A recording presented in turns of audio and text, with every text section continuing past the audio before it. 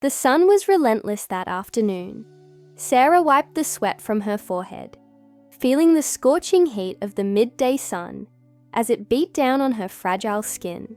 She looked down at her twin daughters, Emma and Ella, who were tied to her chest with a faded cloth. Their cries were soft, their tiny bodies shivering from hunger.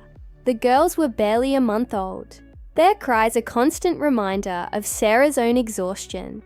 She hadn't eaten since the night before, and her breast milk was drying up.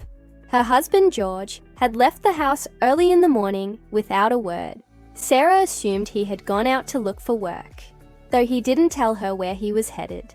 She glanced down at her daughters and whispered to them, "Don't worry, my darlings. Mama will find something for us today." But deep down, she knew the harsh reality. Money was running out. As she adjusted the cloth around her chest, she thought of the one person who had always helped her in times of need, her best friend, Anita. They had been inseparable since their school days, sharing laughter and tears. And Sarah trusted Anita more than anyone. Anita lived just 2 streets away, and Sarah hoped she could help with a small loan to buy some food. With no time to waste, Sarah picked up her babies and began walking toward Anita's house. Her feet felt heavy as she walked through the dusty streets, but she kept going. She couldn't stop. Not now, not when her daughters were depending on her. When Sarah reached Anita's house, she knocked softly on the door. After a few moments, she gently pushed the door open, hoping Anita would be home. But to her surprise, no one answered. The house was eerily quiet. Sarah stepped in cautiously, calling out Anita's name. That's when she heard the sound of laughter, familiar laughter, coming from the bedroom. Her heart sank as she recognized the voice. George. She froze for a moment, unsure whether she should go inside or leave. But the thought of her babies hungry made her push forward. She tiptoed closer to the bedroom, the soft cries of Emma and Ella in her arms, her heart pounding in her chest. What she saw inside made her knees buckle in shock. There on the bed was George, half naked, laughing and drinking with Anita, her best friend. They shared meat and joked around, as if nothing was wrong. Anita wore nothing but a short wrapper, her back to Sarah. Sarah stood frozen in the doorway, her mouth dry. George saw her first, but there was no guilt in his eyes, only irritation. "What are you doing barging in like that?" he asked, sounding more annoyed than anything else. Anita didn't even flinch. "Didn't your mother teach you to knock?" She spat, her voice dripping with disdain. Sarah's heart shattered in that moment. Her babies cried softly in her arms, their hunger growing with every passing second. She looked at George, the man who had once promised to love and care for her, and said quietly, "So this is why you've been disappearing all day?" George didn't respond. He only rolled his eyes, dismissing her concerns. "Please don't start your drama here," he muttered, clearly annoyed. Anita just continued sipping her drink. "You think I care about your drama?" she sneered. Sarah felt the sting of humiliation, but she stood tall, refusing to let herself break down. "I didn't come here for love," she said quietly. "I came to feed my children, but God is watching." Without another word, she turned and walked out, her baby still crying in her arms.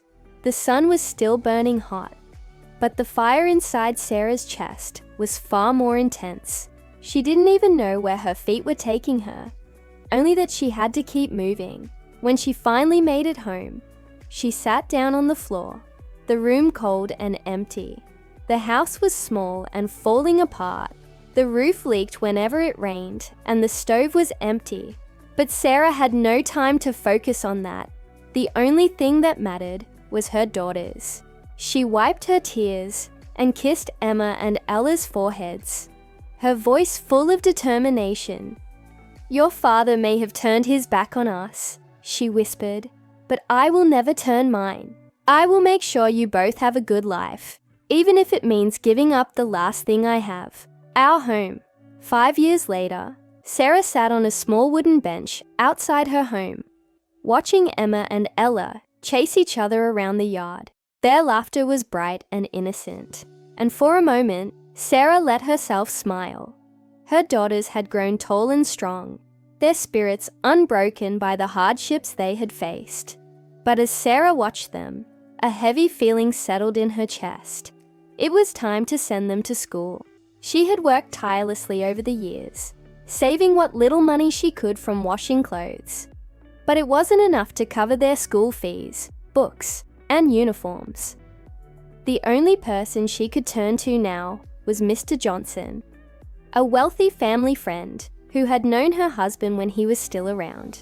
Sarah knew that Mr. Johnson was well connected, and if anyone could help her, it was him. She dressed in her cleanest clothes, tied her hair neatly, and made the short walk to his house, praying that he would help. When she arrived, she knocked on the door, and Mr. Johnson opened it with his usual wide grin. "Well, well, Sarah, what brings you to my humble abode?" he asked, looking her up and down. "You look good, very good." Sarah forced a smile. "Good afternoon, sir. I came to ask for a favor. My daughters are 5 now, and I want to send them to school, but I don't have enough money. I've been saving, but it's not enough." Mr. Johnson raised an eyebrow. "You want to send girls to school? What for? They'll just get married and throw away their certificates, Sarah." Her heart sank, but she didn't back down. "My daughters deserve an education. They are smart and they can be anything they want." Mr. Johnson leaned forward with a sly smile. "Well, I can help, but not for free. If you want my support, you'll have to give me something in return." Sarah's eyes widened. "What do you mean?" "You're too beautiful to be struggling like this," he said, eyeing her with hungry eyes. "Let me take care of you. You can be my 5th wife, and I'll give you everything you need. Money, a new life." Sarah stood up immediately, her chest tightening. "I came here for help, not for this. I'd rather starve with my daughters than sell myself for your so-called help." Mr. Johnson sneered. "Suit yourself." Sarah turned on her heel and walked out of his house, her heart heavy, but her resolve stronger than ever. That night, as she lay awake with her daughters asleep in her arms, Sarah made a decision. It was time to let go of the last thing she had, her house. It was small, falling apart, but it was hers. It was all she had left. The man who bought the house was dismissive and rude, but Sarah didn't care. She took the money he gave her and used it to send Emma and Ella to school.